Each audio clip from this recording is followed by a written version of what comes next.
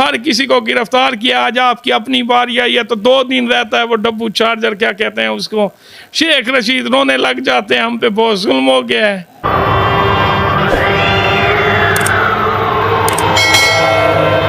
अस्सलाम वालेकुम, मेरा नाम मार कैसर अब्बास एडवोकेट, डिस्ट्रिक्ट कोर्ट मुज़फ़्फ़रगढ़ में प्रैक्टिशनर हूँ। एज ए लॉयर काम कर रहा हूँ। मैं अपने चैम्बर में बैठा हूँ और हम सच्ची बात के तवस्सुत से बात कर रहे हैं। आज हम गुफ्तगू करेंगे नून लीग की कैद मरियम नवाज़ पे, जो जिसने पिछले दिनों बहावलपुर में एक जलसा किया। जलसा नहीं, लोग तो कहते हैं, मैंने सुना भी है कुछ मैंने वीडियो भी देखी हैं कि वहाँ पे ज़्यादा लोग जमा नहीं थे। उनके साथ जो उनके दूसरे पार्टी मेंबर भी थे, उनके बारे में भी बात करेंगे। आज हम बात करेंगे वसीम भाई से। वसीम अब्बास शाह साहब हैं, ये हमारे चैम्बर के लॉयर भी हैं, वकील भी हैं, चैम्बर फेलो भी हैं। इनसे क्योंकि इन्होंने पहले ये पार्टी इन्होंने ज्वाइन की हुई थी पीपल पार्टी, अब ये नून में शामिल हुए हैं। इनकी जो कायद है ये कहते हैं कि हमें मरियम नवाज़ हमारी लीडर है, बहुत अच्छी लीडर है। और मौजूदा हालात में हम देखेंगे कि मरियम नवाज़ जो मौजूदा हुकूमत है, जो महंगाई है, लोगों का क्या व्यूज़ हैं, लोग इसमें कैसे पिस रहे हैं, और जो हमारे दोस्त हैं वसीम भाई हैं, वो अपने लीडर को कैसे डिफेंड करेंगे। अस्सलाम वालेकुम वसीम भाई। जी वालेकुम अस्सलाम। वसीम भाई क्या हाल है आपके? जी अल्हम्दुलिल्लाह, आप सुनाएं कैसे हैं? अल्हम्दुलिल्लाह। वसीम भाई, आज हम आपसे बात करेंगे जो आपकी लीडर है मरियम नवाज़, वो लंदन से आई है, तो उसके बारे में, क्योंकि आपने नून लीग को ज्वाइन किया है। पहले आपकी पार्टी पीपल पार्टी थी, उनको उसे छोड़ दिया है पीपल पार्टी को। जी सबसे पहले तो मैं आपकी इस्लाह करना चाहता हूं कि मैं पीपल पार्टी का सपोर्टर भी हूं और वोटर भी हूं। अच्छा, आपने पीपल पार्टी को नहीं छोड़ा, आप पीडीएम के वो सपोर्टर हैं? जी पीडीएम में सियासी इत्तेहाद होते रहते हैं, जैसे आपका क्यू लीग के साथ हुआ है, जैसे आपका एमक्यूएम के साथ था, जैसे आपका कभी बाप पार्टी के साथ था। तो हमने कभी आपको ये तो नहीं कहा कि आप जो है ना अपने आप को छोड़ के 10 वोटों वाली जमात के साथ मिल गए हैं इक़्तिदार की लालच में। तो ये चलता रहता है, ये सियासत का हुस्न है। आप हमें ये नहीं कह सकते कि हम पीपल पार्टी छोड़ के कि हम नून लीग में शामिल हो गए हैं। वसीम भाई, मेरी बात करने का ये मतलब नहीं था। मैं ये बात कर रहा हूँ कि आप पीपल पार्टी के ही कारकुन हैं या आप नून लीग के कारकुन? जी मैं पीपल पार्टी का कारकुन हूँ, मैं उसका जियाला हूँ। आप नून लीग के जाले और कारकुन नहीं हैं? जी हमारा उनके साथ सियासी इत्तेहाद है, ना कि हमने अपनी पार्टी छोड़ी है। पहले तो आप इसकी इस्लाह कर लें। जी, मैं वही कह रहा हूँ कि आप, क्योंकि आपने कहा है, आप अब बात हो रही है मरियम नवाज़ पे। आपकी लीडर तो आज के दौर में जो वो नुमाइंदा बनी हुई है नून लीग की, और उसके बारे में हम बात करेंगे। आप कि अगर पार्टी नून लीग नहीं है तो फिर आपकी लीडर जो है वो मरियम नवाज़ तो ना हुई, वो आपका लीडर तो बिलावर भुट्टो होगा। जी मैं आपको यही समझाने की कोशिश कर रहा हूँ, अगर आप समझें, क्योंकि हमारा सियासी इत्तेहाद है, इस वजह से हम उनका मौक़िफ़ भी बयान कर सकते हैं। अच्छा, आप पीडीएम को डिफेंड करेंगे, ना कि किसी एक पार्टी को डिफेंड करेंगे। आप पीपल पार्टी के कारकुन हैं। पीपल पार्टी ने नून लीग के साथ इत्तेहाद किया। पहले बात तो हम पीपल पार्टी और नून लीग पे करेंगे, क्योंकि पहले दौर में जब तहरीक इंसाफ पार्टी नहीं थी तो ये नून लीग वाले पीपल पार्टी को गालियाँ देते थे, और पीपल पार्टी जो है वो नून लीग को गालियां देती थी। थोड़ा सा इस पे आप हमें वज़ाहत करें। पहली बात तो मैं आपकी क्लियर कर दूं कि ये जो पीटीआई है वो आज भी कोई पार्टी नहीं है। वो एक शरारती बच्चा है जिसको कोई गोद लेके आया है और हमारे सरों पे मुसल्लत किया है। जब कभी इस मुल्क में वोटों की ताकत आएगी तो इंशाअल्लाह ताला आपको ऐसे बच्चे दोबारा नज़र नहीं आएंगे। वसीम भाई, आप कह रहे हैं कि ये जो तहरीक इंसाफ है ये एक बच्चे की पार्टी है और इसे गोद लिया गया है, और लेकिन मेरा जहाँ तक नॉलेज काम कर रहा है कि आज जो तहरीक इंसाफ की पार्टी है वो दुनिया की वर्ल्ड तरीन और पॉपुलर पार्टी बन चुकी है। आप क्या इसके बारे में बताना चाहते हैं? भाई मैं आपको पहले ही बता चुका हूँ, ये फेसबुक की पैदावार है। आपकी बात फेसबुक से शुरू होगी, गूगल पे ख़त्म होगी। रियलिटी से आपका दूर दूर तक कोई ताल्लुक नहीं है। आप हकीकत को बर्दाश्त करना भी सीखें। सवाल करना बहुत आसान है, जवाब ज़रा सख्त होता है। अगर आप हकायक पे मबनी बात करेंगे, आपसे जो बात होगी आप करेंगे फेसबुक की, आप करेंगे गूगल की। आज भी पाकिस्तान की सबसे ज़्यादा सियासी जमात जो सोर्स रखती है, पावर रखती है, वो पीपल पार्टी ही है। पीपल पार्टी वर्ल्ड पार्टी तो नहीं है, ये सिर्फ पाकिस्तान की पार्टी है। मैं वर्ल्ड पार्टीज के बारे में बात कर रहा हूँ। वर्ल्ड पार्टीज, अब आप कहेंगे मुझे गूगल से पता लगा है कि ये वर्ल्ड पार्टी है। भाईजान, पाकिस्तान की बात हो रही है तो पाकिस्तान की पार्टी की बात। मैं एक पार्टी की पॉपुलैरिटी की बात कर रहा हूँ, ना कि किसी पार्टी को डिफेंड कर रहा हूँ। मैं ये कह रहा हूँ कि मैंने सुना नहीं है, मेरे इल्म के मुताबिक जो आज के दौर में वर्ल्ड पॉपुलर पार्टी जो है वो पाकिस्तान में से सिर्फ पीटीआई है, ना कि नून, पीपल पार्टी और कोई पार्टी जो है उसे वर्ल्ड पार्टी फेमस नहीं मिली। भाई मैं आपको यही बात बता रहा हूँ कि हमारी जो पार्टी है ना, उसका हर दौर में ट्रायल किया गया है मीडिया, और इन पार्टियों को हमेशा पीपल पार्टी के मुकाबले में लाने के लिए मीडिया की सपोर्ट हासिल होती है। तो आज भी ऐसा ही हो रहा है। जैसे किसी दौर में नून लीग की सपोर्ट करके उसको अच्छा दिखाया जाता था, आजकल तहरीक इंसाफ को दिखाया जा रहा है। फेसबुक, आप मीडिया की बात कर रहे हैं, मीडिया में तो पीटीआई को अच्छे तरीके से नहीं दिखाया जा रहा। मीडिया में तो सिर्फ नून लीग और पीपल पार्टी को अच्छा दिखाया जा रहा है। 2-3 ऐसे चैनल हैं जहां पे सिर्फ पीटीआई की बात होती है। तो वो उन चैनलों की बात करें तो आप जिसके ARY या बोल न्यूज़, अच्छा इस देखने में आ रहा है कि मैंने एक मरतबा देखा है, एक मरतबा नहीं, मेरे में थोड़ा सा इल्म में भी है कि बोल न्यूज़ और ARY जो उनकी जो फॉलोअर्स हैं वो बाकी चैनलों से बहुत ज़्यादा हैं। उसकी वजह यही है कि पीटीआई को ज़्यादा डिफेंड करते हैं, इस वजह से उनके फॉलोअर ज़्यादा हैं। नून लीग और पीपल पार्टी के फॉलोअर क्यों नहीं ज़्यादा? भाई मैं आपको यही बात बताने की कोशिश कर रहा हूँ और समझाने की कोशिश कर रहा हूँ, झूठ हमेशा अच्छा बिकता है। आपकी जो पार्टी है या आपके जो चैनल उन्हें सपोर्ट करते हैं वो मिसाला अच्छा लगा रहे हैं, जबकि हमारे जो वो क्या कहते हैं उसे सियासी जमातें हैं वो हकायक पे मबनी बात करते हैं। आप लोग अपनी 4 साल कारकर्दगी पे बात कभी नहीं करेंगे, क्योंकि आपकी 40 साल कारकर्दगी है, हमारी 4 साल कारकर्दगी। 4 साल नहीं, ये 3.5 साल है, आप 4 साल बता रहे हैं। आपकी 40 साल कारकर्दगी में आपने क्या किया है मुल्क में? मैंने आपको यही तो कहा है, आपसे कुछ कर लें, आप 4 साल की बात नहीं करेंगे, कारकर्दगी पे आप डिस्कस नहीं करेंगे। आपको मेरे बताने के लिए सिर्फ आपके लीडर की टांग का वो प्लस्तर है, वो खुद साख्ता गोली है जो 10-12 जगह पे जाके लगी है एक गोली। आपके लिए बताने के लिए सिर्फ यही कुछ है और आपके पास कोई मंशूर नहीं है। आप लोग पहले ये कह रहे थे कि उसे कोई गोली नहीं लगी, जब डॉक्टर ने ओपन किया और उसकी टांग सामने जहर किया, वीडियो बनी और चैनल्स पे भी शाया हुई, तो उस वक्त आपने नहीं खुद नहीं देखा कि ये वीडियोस जो उसकी टांग, उसकी गोली लगी है उसकी टांग में, वो आपको नज़र नहीं आ रहा? जनाब मैं यही बात आपको क्लियर करना चाहता था, आप खुद ही उसी पॉइंट पे हो गए हैं, क्योंकि आप एक वकील हैं और वकील को ऐसी बातें नहीं करना चाहिए।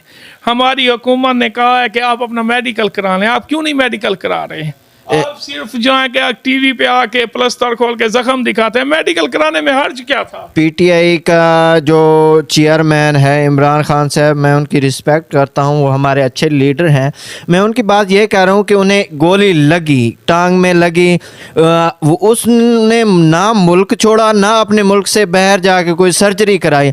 आपके जो वो हैं जो आपके चेयरमैन है, पार्टी के नुमाइंदगान हैं, वो आए रोज़ तीसरे रोज़ दिन वो लंदन चले जाते हैं या दूसरे मुल्क में, वो कहते हैं कि हमें छोटी सी सर्जरी की ज़रूरत है।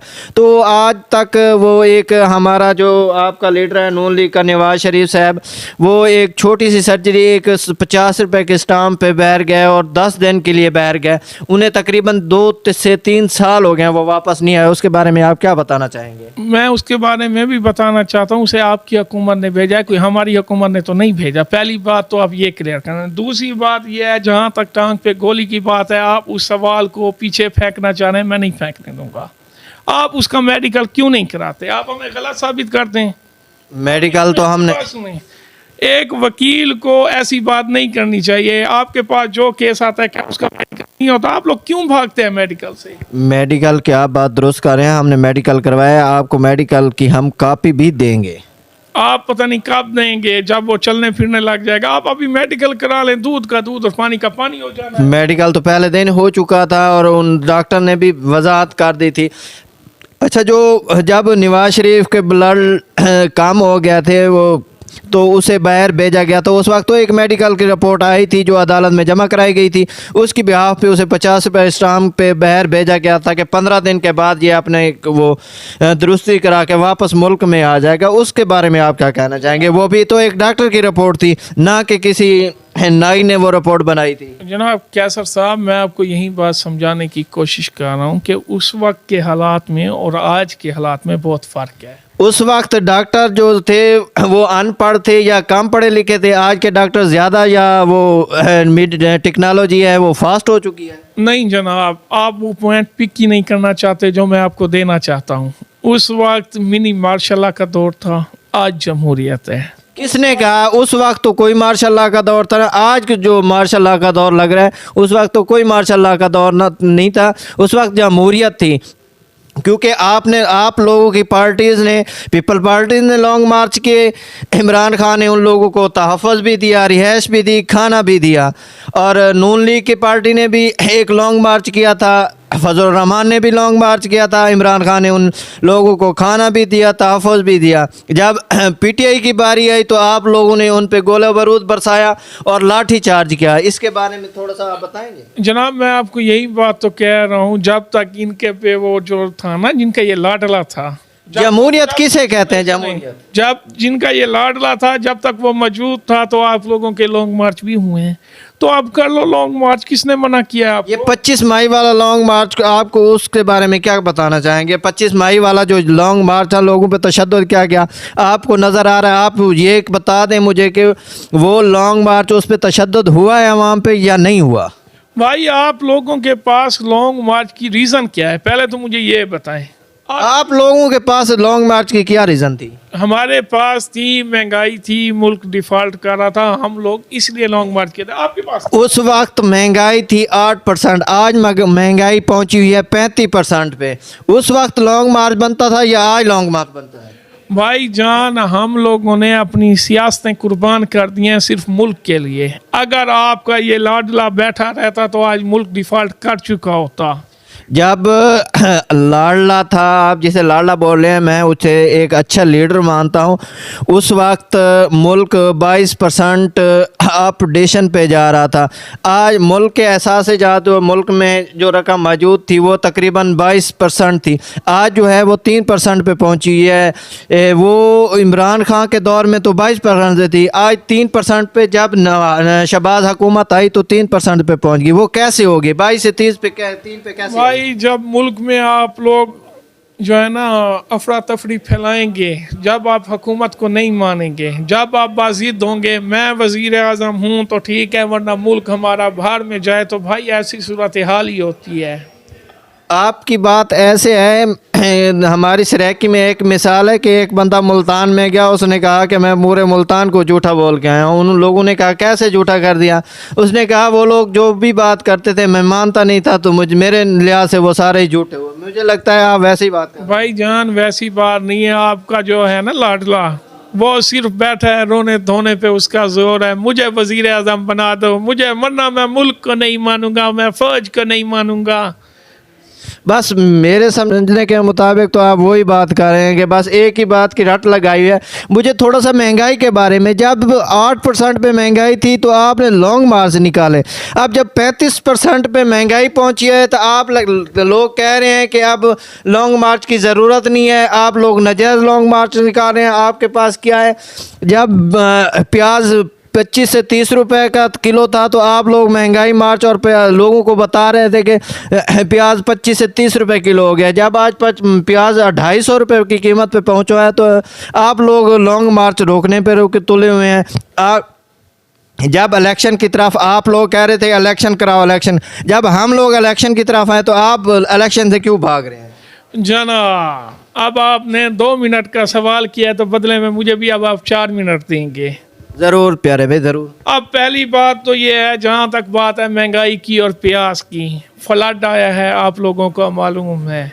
अब हमारे मुल्क में गंदम बहुत ज़्यादा है, लेकिन यहाँ पे ज़ख़ीरा अंदोज़ी की गई है।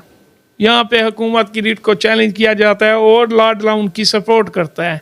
उससे आगे चलें, इस टाइम मुल्क में डॉलर की कमी नहीं है, लेकिन लोगों ने छुपा रखे हैं। अब उसको निकालने का क्या तरीका है वो आप लोग बता दें। उनकी सपोर्ट फिर वहीं लाडला कर रहे हैं। मुल्क में तेल की कीमत बढ़ाना हमारी मजबूरी बन चुका था, लोगों ने स्टॉक करने शुरू कर दिया। जब मिनहासिल कौम ही हमारा ये हाल हो तो इसमें एक आदमी क्या कर सकता है, आप लोग हमें बता दें। मैं इसके बारे में थोड़ा सा आपको ब्रीफ करता चलूं कि आप लोग कह रहे हैं कि डॉलर स्टॉक पाकिस्तान में मौजूद है, लेकिन लोगों ने छुपाया हुआ है।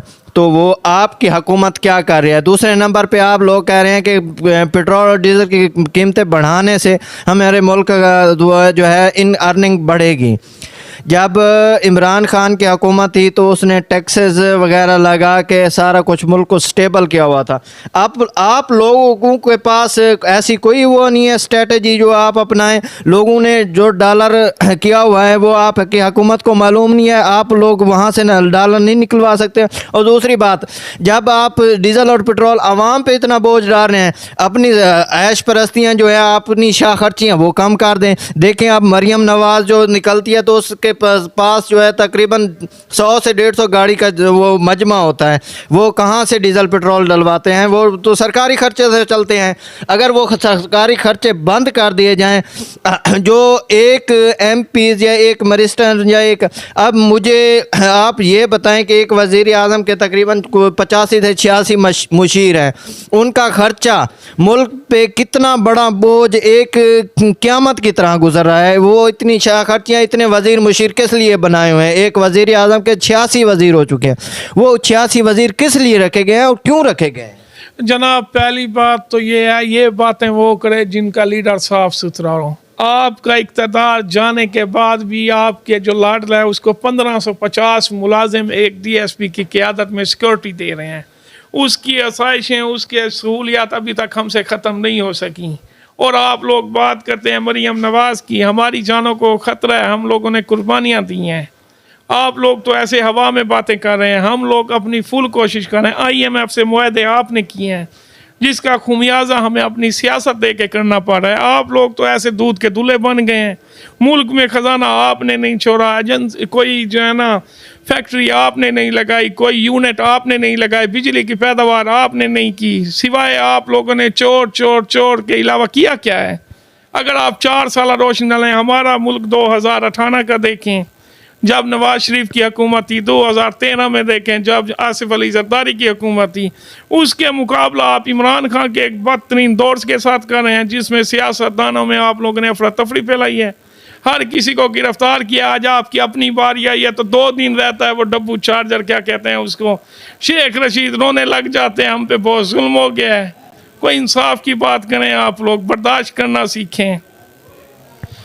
आप जैसे बात करें कि आपके दौर में, हमारे दौर में, PTI के दौर में कोई ऐसी बात नहीं हुई थी, ना ही किसी की पे कोई नाजायज़ FIR हुई थी। जो साबका FIRs पड़ी थी उन पे ही कार्रवाई हो रही थी। जब आपकी मरियम नवाज़ अदालत में पेश होती थी तो 30-30 40 गार्ड आगे पीछे होते थे।